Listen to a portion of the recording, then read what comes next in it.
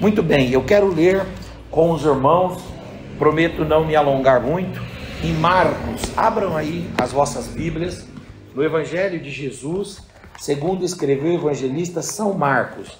Eu quero ler o capítulo 14 com os irmãos. Marcos, capítulo 14, eu quero ler o versículo 22, 23 e 24, sentados mesmo como nós estamos. Diz assim, Marcos 14, 22, 23 e 24. Os irmãos acharam? Pode dizer amém? Amém. E comendo eles, tomou Jesus pão e abençoou-o e partiu e deu-lhe e disse, tomai e comei, isto é o meu corpo. E tomando o cálice e dando graças, deu-lhe e todos beberam dele. E Jesus disse, isto é o meu sangue, o sangue do Novo Testamento, que por muitos é derramado. Amém e amém. Quando a gente pensa no calendário nacional, nós temos 12 grandes e importantes feriados no calendário brasileiro. Agora, por exemplo, nós vamos ter aí dia 12 de outubro, é um calendário, é uma data importante, né? É um calendário religioso, é um feriado importante no nosso calendário. Nós tivemos agora, sábado, não ontem, né?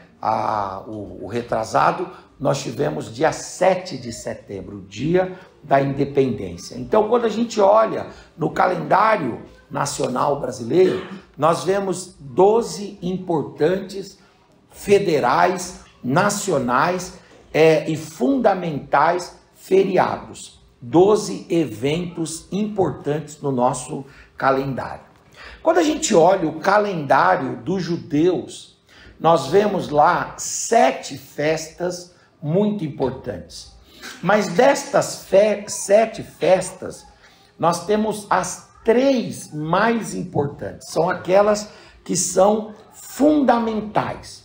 Quais são estas festas do calendário judaico que são muito importantes? Bom, a primeira delas é a festa da Páscoa, chamada de Pessah. A Pessah judaica, ou a Páscoa judaica, é uma festa comemorada ou celebrada pela libertação do povo de Israel do Egito. Os irmãos se lembram muito bem que Deus instituiu a festa da Páscoa quando os judeus foram libertos do Egito, lá em Êxodo, capítulo de número 12 até o 14. E aí Deus os mandou celebrar a Páscoa. E Páscoa quer dizer passagem, saída da prisão, saída do cativeiro egípcio para a liberdade. Então, a Páscoa é uma festa muito importante. No calendário judaico, a festa ela é celebrada no mês de Nissan. E esse mês de Nissan, no calendário judaico, equivale aos meses de março e abril do nosso calendário. Entende? Então, a festa da Páscoa é uma festa muito importante. A segunda festa muito importante do calendário judaico é a festa chamada de Shavuot. Shavuot. Shavuot é a festa do Pentecostes, tá? Esta festa do Pentecostes é uma festa que comemora a entrega da Torá no Monte Sinai, marcando o pacto de Israel com os israelitas. Então a festa de Pentecostes, ela é a festa que acontece em celebração a Deus, porque depois que o povo foi liberto do Egito, o povo foi até o Monte Sinai. E lá no Monte Sinai, Deus deu a lei e firmou uma aliança, um pacto sinaítico, um pacto mosaico, um pacto desértico, um pacto com a lei. É a aliança da lei, ou a antiga aliança baseada na lei. Essa festa do Pentecostes tem esse nome chamado de Pentecostes, porque a palavra Pentecostes, ela significa, em hebraico, é claro, que é a palavra Shavuot, em grego é a palavra Pentecostes. E o que significa Pentecostes e Shavuot? Significa a mesma coisa, só que Shavuot em hebraico, Pentecostes em grego, e para nós em português significa 50º, é o dia de número 50. Então os judeus celebram a Páscoa, eles contam 50 dias, no 50º dia eles celebram uma outra festa chamada de Festa do Pentecostes. Essa festa do Pentecostes também, ela é conhecida como a festa das colheitas. Os judeus celebravam na festa do Pentecostes todas as colheitas que eles tinham. Havia a safra, quando eles terminavam a colheita, faziam uma festa para celebrar a produção agrícola. E aí essa festa era chamada de Pentecostes. O Pentecostes, no calendário judaico, ele é celebrado no mês de Sivan. E para nós, o equivalente ao mês de Sivan é o mês de maio e o mês de junho. Então, maio e junho são os meses que dão mais ou menos o período do mês lá de Sivan no calendário judaico. Bom, e tem uma terceira festa muito importante no calendário judaico, que é a festa do Sukkot. A palavra Sukkot, ela quer dizer o quê? Quer dizer tenda. É a festa das tendas, ou festa das cabanas, ou festa dos tabernáculos. É uma festa que também celebra a colheita, mas ela não foi originada no conceito de colheita. Ela foi originada para celebrar o período que Israel esteve no deserto morando em tendas. Por exemplo, Abraão morava em tendas, porque era peregrino. Isaac morava em tendas, porque era peregrino. Jacó morou em tendas, porque era peregrino. José não morou em tendas, né? Mas quando o povo de Israel saiu do Egito, durante 40 anos no deserto, o povo não tinha casa de madeira, como é nos Estados Unidos, não tinha casa de alvenaria, como são as nossas casas. O povo tinha tenda, o povo tinha cabana, ele tinha esses tabernáculos, estas moradias transitórias. Quando o povo de Israel entrou na terra de Canaã, Deus falou para Josué: você vai celebrar uma festa para rememorar os judeus que eles hoje eles têm casa de alvenaria, de concreto, né? Usinado, de ferragem, de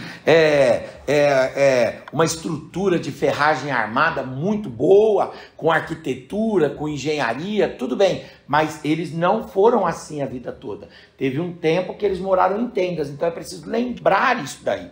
Vocês sabiam que na festa das tendas dos judeus hoje, dentro das salas dos judeus, nas casas dos judeus, eles constroem uma cabana, vão no mercado e compram aquelas cabanas. Sabe aquelas cabanas que são vendidas de acampamento, de camp? Já viram aquilo? É muito comum o judeu comprar e colocar aquilo na sala durante um período. Para quê? Para que essa mensagem do Sukkot, que é das tendas, para lembrar que eles são peregrinos.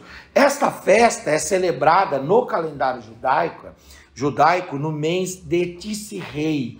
Tishrei é um período que equivale para nós aos meses de setembro e outubro. Setembro e outubro são os meses que os judeus comemoram o Sukkot. Inclusive, se você for assistir Israel com Aline, não sei se vocês já pararam para assistir, é muito legal, Israel com Aline. Se você puder depois ver lá no YouTube, né, o Rodrigo Silva mostrando Israel, E eu gosto muito de um camarada lá chamado Ariel Fingerman. O Ariel Fingerman, ele também mostra. E quem mora mesmo em Israel, igual o Ariel Fingerman, igual a própria Aline, geralmente o que eles fazem?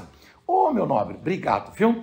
O que eles fazem geralmente? Eles mostram as tendas construídas dentro de casa. Então, os judeus têm essas 3 festas. A festa da Páscoa, a festa do Pentecoste e a festa das tendas. Destas 3 festas, eles têm uma que é a mais importante. Veja que das 7, eles têm 3 muito importantes. E das 3, eles têm uma muito importante. Qual é a festa mais importante? Por exemplo, lá na minha casa, a minha esposa tem muitos eventos no calendário anual brasileiro. Eu já disse, são 12 eventos pelo menos. Mas a minha esposa, ela gosta do Natal. Qual é o feriado que a minha esposa mais gosta? O Natal. Qual é o período que ela gosta? O Natal. Eu não sei você, qual o período que você gosta? Tem gente que não gosta muito do Natal, gosta muito do Ano Novo. Tem gente que não gosta muito do Natal e nem do Ano Novo, gosta da Páscoa. Tem gente que não gosta muito do Natal, nem do Ano Novo,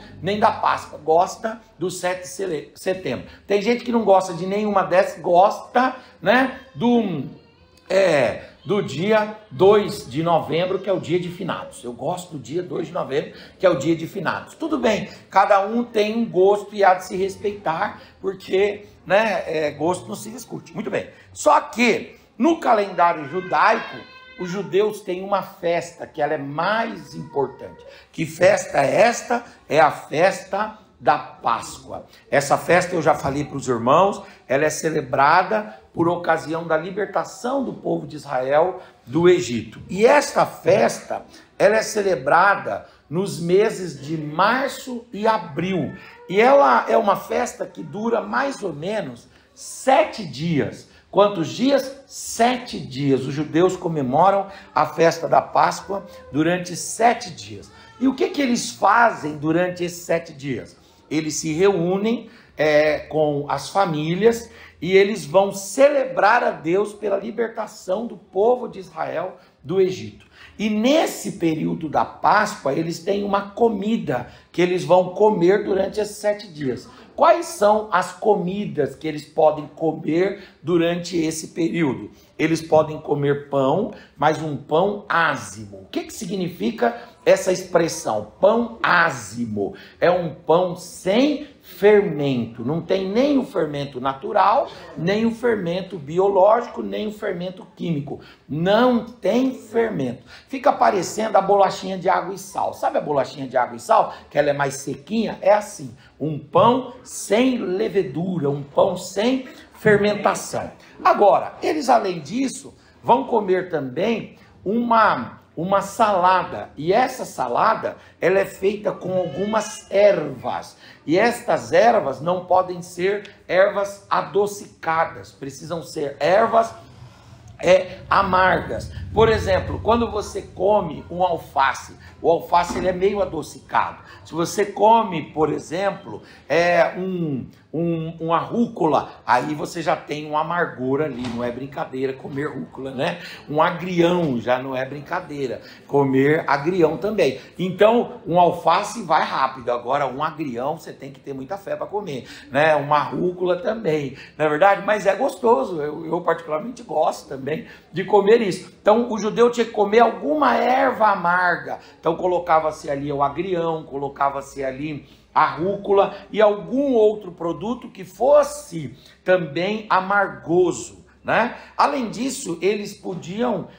comer o cordeiro e deveriam comer o cordeiro. O que quer dizer isso? É isso mesmo. A gente aqui não consome muita carne de cordeiro na nossa cultura. A gente consome mais frango, né? Assim, a gente consome mais a carne do gado, né? Que é a carne de vaca ou a carne de boi, e a gente consome também a carne de porco, por isso que a gente come a questão da feijoada, a questão referente, por exemplo, à linguiça, né? Eu particularmente gosto muito de linguiça assada. Se fizer um dia na sua casa com cebola, me chama que eu vou lá comer, não é verdade? a gente come muito presunto, né? O presunto é de porco, não é verdade? Então tem vários produtos que a gente consome que é de porco. O carneiro e o cordeiro, só quando tem um pouquinho mais de dinheiro, que aí vai na churrascaria e come lá a perna do carneiro assada. É gostoso, viu? Ou então come lá o carré de cordeiro, né? Ou pode comer alguma outra parte ali do cordeiro. Quem é do Nordeste, eu não sou nordestino de sangue, mas eu sou nordestino de coração. Eu morei no Nordeste, minha filha nasceu lá no Nordeste, a Mônica, nós casamos aqui em São Paulo, fomos para lá, ela ficou grávida e nós tivemos a menina ali, a Moniquinha, hoje está com 20 anos, e a gente vai sempre para o Nordeste. E é interessante que a gente tem um coração no Nordeste. Lá tem os miúdos do bode. É muito bom. Quem gosta é bom, né? Quem gosta tem que gostar. Você tem que ver ali no prato e falar, bom, vou enfrentar essa demanda aqui, né? E colocar a demanda ali. Mas se você não é assim, desta cultura, não tem problema. Ou você vai comer o frango como proteína, ou vai comer ali a carne vermelha, né? O peixe, o porco e até os caprinos ali. Muito bem. Na cultura hebreia, eles usam muito cordeiro. E Deus estabelece que era para comer o cordeiro. Só que não é o cordeiro frito na panela, não é o cordeiro cozido, é o cordeiro assado. E o cordeiro não podia ser assado pingando sangue, mal passado ao ponto. Tinha que ser bem assado. Deus fala para queimar o sangue por completo do cordeiro. E aí eles então comem o cordeiro. E eles podem beber uma bebida. Qual bebida que eles bebem? Não é o chá Nesti, né? Também eles não bebem lá o Nescau, nem o leite. O que eles bebem? Eles bebem água e vinho, tá? Esta é a festa da Páscoa. O Senhor Jesus, às vezes a gente esquece disso, mas o Senhor Jesus, ele era judeu. Ele, inclusive, em João 4, ele fala uma coisa para a mulher samaritana. Ele diz, a salvação vem dos judeus. Por quê? Porque Jesus tinha uma nacionalidade, Jesus era judeu. E como bom judeu que era, Jesus, ele celebrou as festas do seu povo. E uma das festas que Jesus celebrou foi exatamente a Páscoa. Jesus, durante 33 anos e meio da sua vida, durante os 33 anos, ele celebrou a Páscoa. E aí é interessante que o Senhor Jesus celebrou a Páscoa, mas quando chega no ano 33 da era cristã, no ano 33 da nossa era, no ano 33 depois do nascimento de Cristo, Cristo então está ali celebrando a Páscoa junto com os seus discípulos e ele faz algo diferente. Ele diz, hoje eu vou criar algo novo. Eu vou estabelecer uma festa para os cristãos. Eu vou estabelecer uma festa para o meu povo, para os meus discípulos, para os meus seguidores, para o povo que crê em mim. Eu vou estabelecer aqui uma nova festa. Eu vou estabelecer a ceia do Senhor. E aí Jesus, ele vai tomar o pão, como disse o evangelista Marcos, e ele vai tomar o vinho, como disse Marcos, e ele vai dar simbologias diferentes, tanto para o pão quanto para o vinho. Ele vai dizer o pão, a partir de agora, para os discípulos, no dia e no ato da ceia, esse pão será símbolo, será a memória do meu corpo, que vai ser dilacerado, que vai ser cortado, que vai ser moído, que vai ser esmagado por causa do amor a vocês. Como uma obra sacrificial, eu vou entregar para vocês o meu corpo. E eu estou dando também o vinho aqui, ou o suco de uva. E esse vinho, esse suco de uva, ele é o símbolo do meu sangue, que vai ser vertido na cruz do Calvário por vocês. Os discípulos então participaram da ceia, e a partir daquele dia, para os cristãos, surge um novo evento, que é o evento da ceia. E aí nós estamos hoje aqui nesse evento. Hoje é um dia de festa também. Não é a festa da Páscoa, não é a festa do Natal, não é a festa do Ano Novo, mas é a festa da ceia do Senhor. Nós aqui estamos relembrando, rememorando e comemorando o corpo de Cristo que foi entregue por nós e também o sangue de Cristo que foi derramado por nós. Daqui a pouco você vai tomar do pão e você vai beber do cálice, e você deve fazer isso com fé, sabendo que neste ato aqui está a marca de uma nova aliança. A aliança não agora mais é sinaítica, a aliança não mais mosaica, a aliança não mais legal, baseada na lei, e nem mais baseada no sistema sacrificial judaico, mas a aliança baseada no sangue de Cristo, que Jesus vai chamar de Novo Testamento, de novo pacto, de nova aliança. Esta é a nova aliança no meu sangue, a aliança firmada no sangue de Cristo. É pelo sangue de Cristo que nós podemos celebrar a Deus. É pelo corpo de Cristo que nós podemos cantar a Deus. Nós temos amizade com Deus, nós temos intimidade com Deus, nós temos koinonia com Deus, nós temos relacionamento com Deus, não por outro meio, senão pelo sangue bendito e glorioso de Jesus, o nosso Senhor. Agora, para concluir, eu queria dizer aos irmãos que quando os judeus iam celebrar a Páscoa, eles tinham a utilização de 4 cálices. 4 cálices.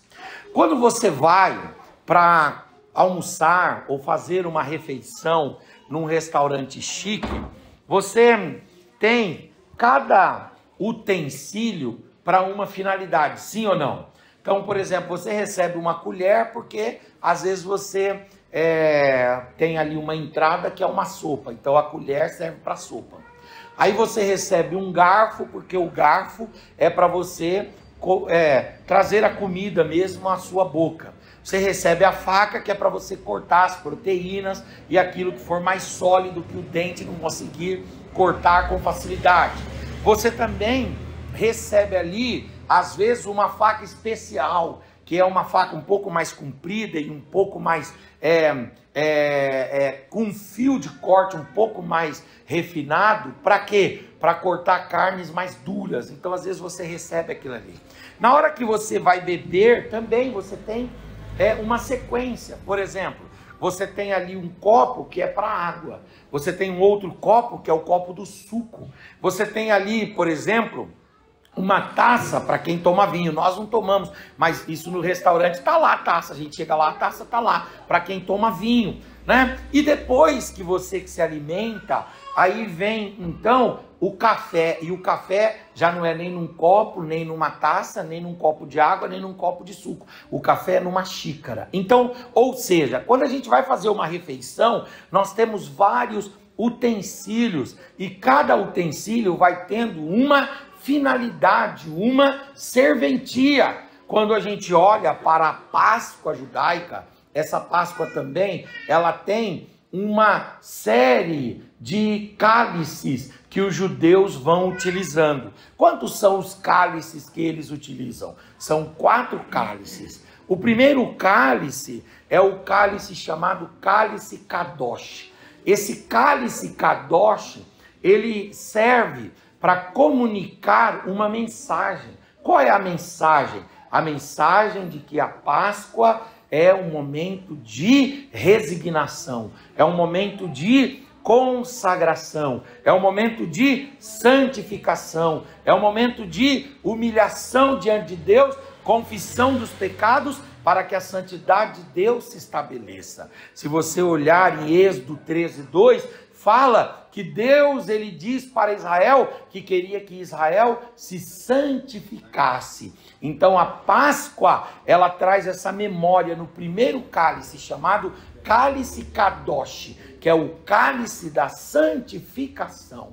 A ceia também tem esse cálice, que é o cálice da santificação. Pastor, mas eu vou tomar um cálice só. Eu sei, mas o ato todo nos traz a memória que a ceia, a exemplo da Páscoa, também exige de nós santidade, exige de nós resignação, exige de nós confissão dos nossos pecados, exige de nós arrependimento dos nossos pecados. Por isso, antes de você comer o pão e antes de você beber o cálice, eu te convoco, eu te incentivo, eu te motivo a dentro da sua mente, no seu coração, sem compartilhar nada com ninguém, arrepender-se, confessar o seu pecado e dedicar a santificação da sua vida ao Senhor.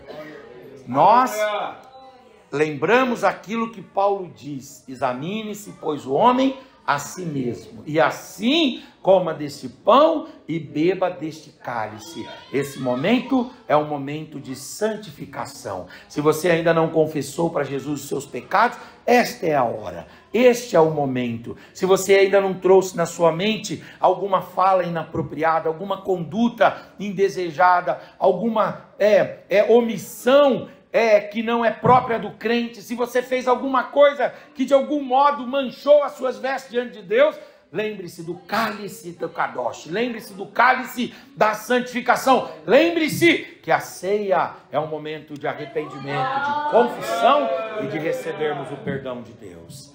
Há perdão de Deus para você, há perdão de Deus para mim, há perdão de Deus para nós. Você quer levantar a sua mão e receber perdão de Deus? Levante a sua mão e diga: Senhor, me perdoa, Senhor, me perdoa.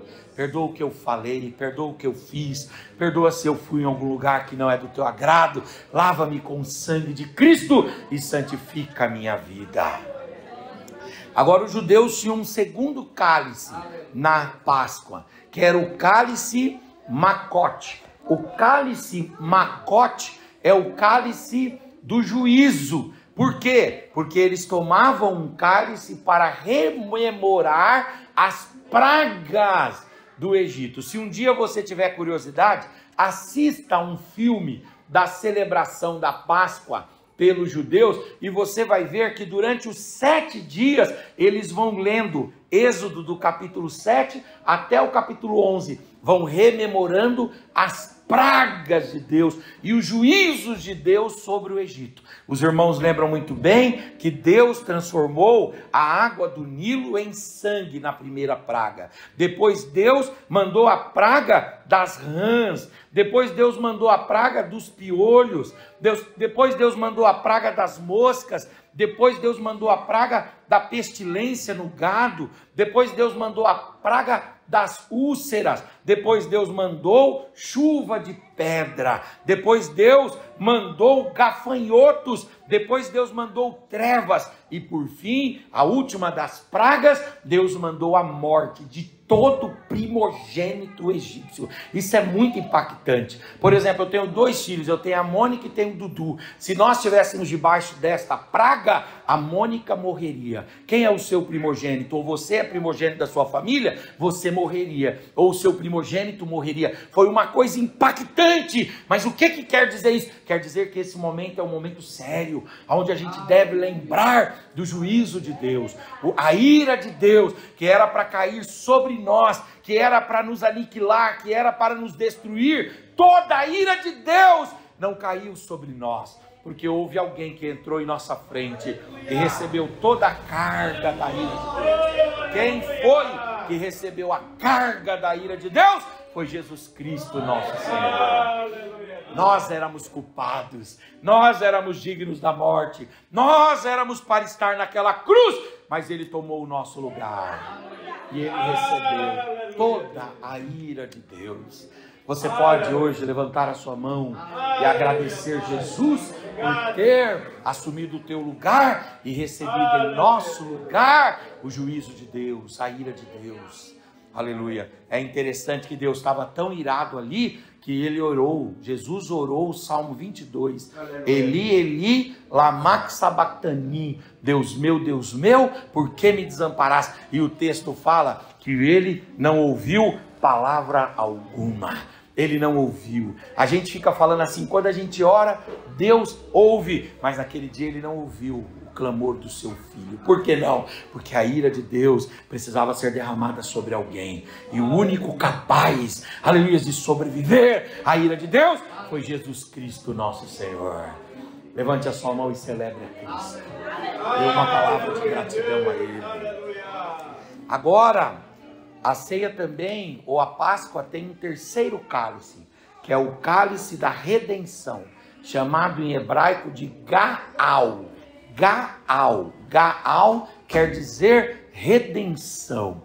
É um cálice que tem a ver com Êxodo 13, 3, quando Deus fala: quando vocês celebrarem a Páscoa, lembrem-se que eu os redimi do Egito. Vocês estavam escravos, vocês estavam dominados, vocês estavam expatriados, vocês estavam dominados, vocês estavam tiranizados, mas a minha mão forte os alcançou. Eu os redimi do Egito. E aí os judeus celebravam então a remissão de Deus. Nós também fomos redimidos. Vocês sabiam que Jesus, ele instituiu a ceia? Os melhores doutrinadores falam isso. Isso não está na Bíblia, num versículo na Bíblia. Aí você vai precisar ler algum comentário bíblico para chegar a essa conclusão. Mas os melhores doutrinadores da Bíblia dizem que Jesus não instituiu a ceia no primeiro cálice, não instituiu a ceia no segundo cálice, mas quando foi o cálice Gaal, o cálice da redenção, Jesus falou: eu quero fazer uma coisa nova, eu quero falar de uma nova redenção. Ah, mas os judeus foram redimidos lá atrás, deixa os judeus para lá agora. Agora eu quero falar não da redenção de um povo, de uma etnia, de um clã. Eu quero falar da redenção da humanidade. Eu quero falar da redenção de todo homem que está preso no pecado, que está preso nos cordões de Satanás, que está preso no mundo, mas depois de receber a minha libertação, ele é livre de verdade. E conhecereis a verdade, e a verdade os libertará. E se o Filho vos libertar, verdadeiramente sereis livres. E nós fomos libertos como? Através da redenção pela morte. A morte de Cristo. Quantos redimidos nós temos aqui? Você é redimido, você é perdoado, você é reconciliado. O Senhor já te resgatou. Então levante a sua mão, por gentileza. Levante a sua face, levante a tua voz, abra a sua boca, dê uma palavra de adoração ao Senhor. Lamachura bacandaramahai. Cada um é redimido de uma coisa. Um é redimido do vício do cigarro. O outro é redimido do vício das drogas. O outro é redimido do vício da bebida. O outro é redimido da religiosidade cega. O outro é redimido do homossexualismo. O outro é redimido da prostituição. O outro é redimido do vício com jogo. Aí você diz assim: o que é a igreja? A igreja é a comunidade de homens e mulheres que foram redimidos. Cada um aqui tinha o seu próprio Egito, mas Jesus, com a sua mão forte, te libertou do Egito. Aleluia! Qual era o teu Egito? Eu não sei. Eu sei dos meus Egitos, né? Mas eu sei também que Cristo me arrebatou. Aleluia! Cristo me livrou. Cristo livra você também. Aleluia! Talvez você esteja aqui me ouvindo e você diga: ah, pastor, mas eu ainda tenho coisas que me seguram no mundo. Eu quero dizer para você que aquele que começou a boa obra em você, ele há de concluí-la até o dia de Cristo na sua vida. E por fim, os judeus tomam o último dos cálices, que é o cálice Halel.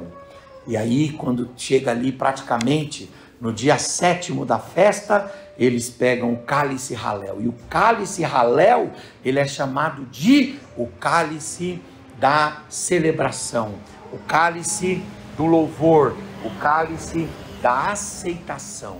Os irmãos lembram que os judeus celebram a Páscoa e depois eles são libertos do Egito? Sim ou não? Os irmãos lembram da sequência? Aí eles vão atravessar o Mar Vermelho, lembram ou não? E depois que eles atravessam o Mar Vermelho, o que eles fazem?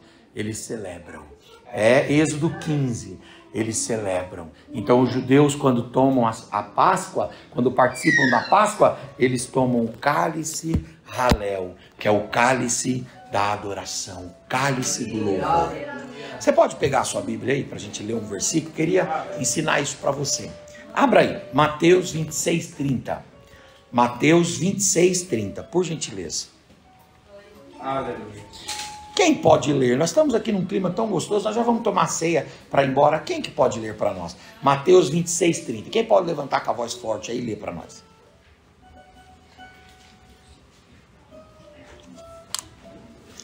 Quem pode ler? Tendo cantado o hino, saíram para o Monte das Oliveiras. Amém, glória a Deus. O texto fala aí que no final da Páscoa, no final da instituição da ceia, Jesus tomou o inário e ele cantou um hino, né? Agora olha esse texto aí, quem pode ler Marcos 14:26? Quem pode ler para nós? Marcos 14:26. Marcos 14:26. Tendo cantado o hino, saíram para o Monte das Oliveiras. Amém. Esse texto aí repete o que Mateus falou, que quando Jesus termina a Páscoa, ele chama todo mundo e fala, vamos cantar. Agora é o cálice Halel, é o cálice do cântico. A Páscoa fala sobre santificação. A Páscoa fala sobre o juízo de Deus. A Páscoa fala sobre redenção, mas ela fala sobre adoração também. A ceia nos lembra que temos que nos santificar. A ceia nos lembra que o juízo que era para vir sobre nós veio sobre Cristo. A ceia fala da nossa redenção, mas a ceia também fala do nosso dever de adorar a Deus, de bendizer o seu nome e de engrandecer a Ele. Fala para o seu irmão, já cantou um hino hoje? Pergunta para ele. Aleluia. Daqui a pouco nós vamos celebrar a ceia aqui, vai ter um hino que vai ser cantado. Canta com ousadia, canta com alegria, em nome de Jesus, e seja renovado por Deus. Seja fortalecido por Deus, seja animado por Deus, aleluia, seja avivado por Deus. Saia daqui com a sua alma alimentada, com o teu espírito fortalecido. Saia daqui com o compromisso de cantar, de celebrar, porque enquanto cantamos, Deus nos dá vitória.